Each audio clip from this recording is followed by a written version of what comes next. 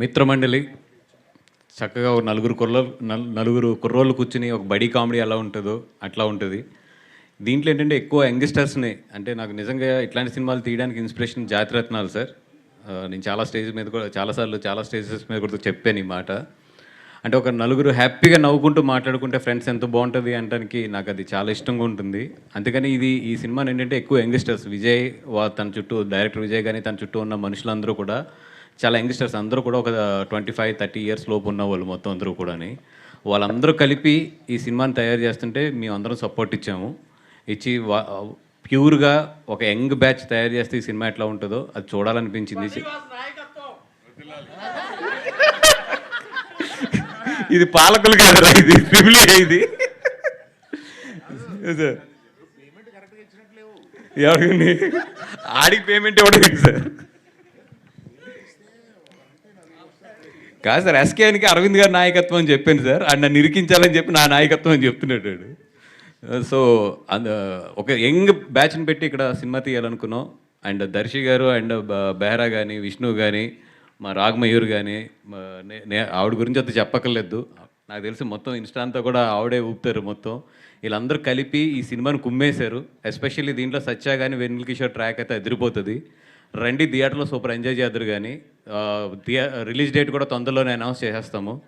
And ఇక్కడ నిజంగా నేను ముగ్గురికి స్పెషల్ థ్యాంక్స్ చెప్పుకోవాలి. అరవింద్ గారికి, మా జాతిరత్నాలు డైరెక్టర్ గారికి, అలాగే మా ఎస్కేఎన్కి.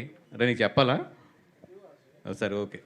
అది sir, thank you so much. నిన్న ఈవినింగ్ మీతో మాట్లాడుతున్నప్పుడే నాకు అనిపించింది, నా లైఫ్లో మా ఫాదర్ కన్నా కూడా ఎక్కువ రోజులు మీతోనే స్పెండ్ చేసాం మేము. మా పేరెంట్స్ కన్నా కూడా, ఎస్కేఎన్ కానీ నేను కానీ అందరం కూడా ఎక్కువ రోజులు మా ఇంట్లో కన్నా కూడా మీ ఇంట్లోనే ఉన్నాము.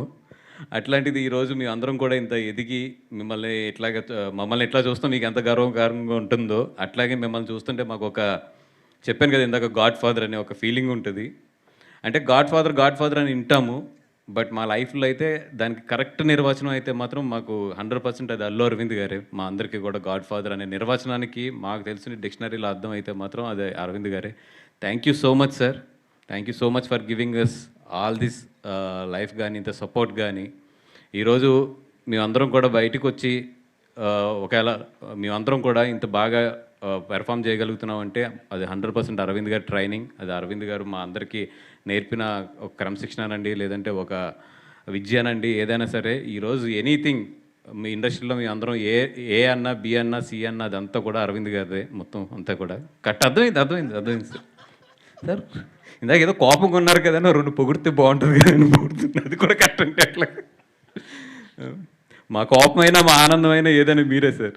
Thank you so much. And ఈ సినిమా డెఫినెట్గా ధ్రువన్ లాంటి మంచి టెక్నీషియన్స్కి వీళ్ళందరికీ కూడా డెఫినెట్గా ఇది మంచి ప్లాట్ఫామ్ అవ్వాలి ఈ సినిమా అని చెప్పి కోరుకుంటున్నాం. ఇంకా చాలా ఫంక్షన్స్ ఎదురెదురు ఉన్నాయి కాబట్టి, ఇంకా చాలా మాట్లాడుకోవాల్సినవి ఉన్నాయి కాబట్టి ఎదర్ స్టేజ్లో మాట్లాడదాం. Thank you so much sir. Speech అయ్యాక అందరికీ కామన్గా ఒక క్వశ్చన్ అడగమని నాకు ఇచ్చారు.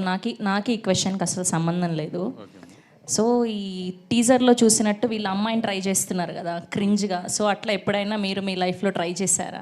పెళ్ళి అయిపోయింది చూస్తారు ఇవన్నీ చెప్పొద్దు మాకు. పెళ్ళికి ముందు ఇలా ఎప్పుడైనా ఒక అమ్మాయిని ట్రై చేశారా క్రింజ్గా అని? పడిందా? పడలేదు, తిట్లు తిన్నాం. యాజ్ ఇట్ ఈస్గా మా లైఫ్లో ఎప్పుడు జరిగింది అంతే. Thank you sir. Thank you so much. Yes.